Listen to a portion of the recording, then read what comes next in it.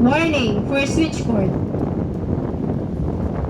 Papalubog na ang araw pero game pa rin ang mga dilag na ito sa paglalaro ng beach volleyball sa dalampasigan ng Baywalk sa Lingayen, Pangasinan. Bawat palo, matiyagang inaabangan ng kabilang team para maibalik sa katunggali at makakuha ng puntos. Isa sa mga naglaro si Juela. Ano po ang training?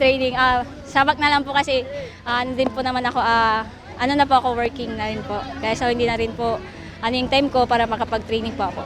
Pero sumali ka pa rin. Ako po, ano po, sa passion na rin po.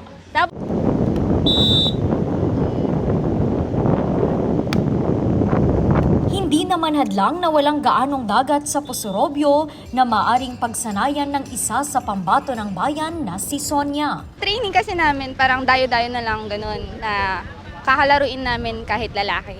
Para ma-improve pa namin kung ano yung mga kahinaan namin. 21 sa 44 na bayan at lungsod sa probinsya ang nakilahok sa palaro.